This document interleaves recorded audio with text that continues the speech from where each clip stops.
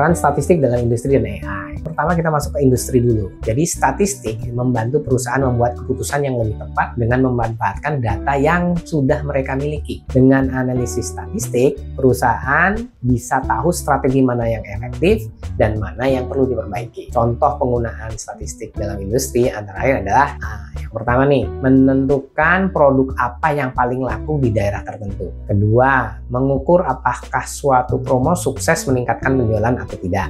Ketiga, mengatur stok atau persediaan di gudang berdasarkan pola pembelian. Jadi barang mana yang lebih cepat dipesan atau dibutuhkan. Kalau dalam artificial intelligence atau AI, dalam dunia kecerdasan buatan ini, statistik menjadi pondasi atau landasan penting dalam membangun dan menguji model. Contohnya, yang pertama, memprediksi apakah suatu email yang masuk ke inbox itu termasuk spam atau bukan. Kedua, menentukan produk apa yang kemungkinan besar disukai pengguna berdasarkan riwayat belanja. Seperti cerita saya tadi tentang kebiasaan lihat perkakas dan kemudian dapat rekomendasi mesin gergaji atau bor elektrik atau yang lain-lain yang sesuai dengan riwayat belanja orang-orang lain dengan minat pada perkakas. Yang ketiga, memprediksi apakah seseorang akan berhenti berlangganan layanan atau tidak. Ya, jadi dilihat dari profilnya, oh ini sepertinya model yang akan hanya pakai 3 bulan saja, atau dia akan lanjut jadi 6 bulan atau bahkan 1 tahun. Nah, itu dilihat dari polanya sebelumnya. Keempat, memprediksi gambar atau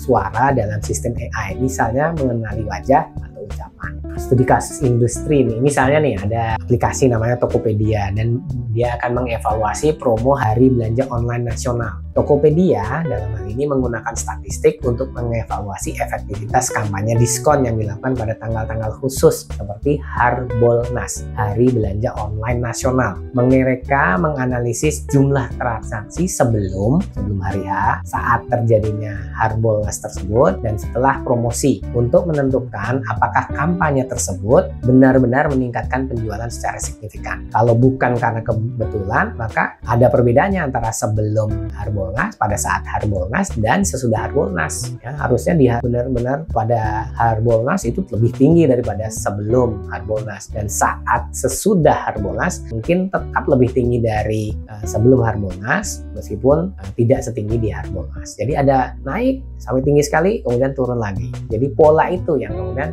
kalau diuji bisa menentukan apakah kampanye tersebut dilanjutkan atau tidak. Jika hasil analisis menunjukkan kenaikan yang bermakna, strategi serupa akan diterapkan di momen promosi berikutnya. Nah, ini adalah satu lagi. Jadi rekomendasi belajar personal dari ruang guru. Ya.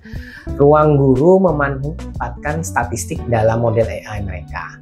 Misalnya untuk mempersonalisasi, membuat lebih cocok dengan masing-masing person atau orang atau pengguna layanan. Ya. Rekomendasinya misalnya dalam materi belajar. Berdasarkan data aktivitas pengguna seperti topik yang sering dikunjungi, skor dari latihan-latihan sebelumnya, dan durasi belajar. Ya. Sistem kemudian akan menghitung kemungkinan topik apa lagi yang perlu diulang atau diperkuat oleh masing-masing siswa. Statistik digunakan untuk menguji dan dapat diandalkan.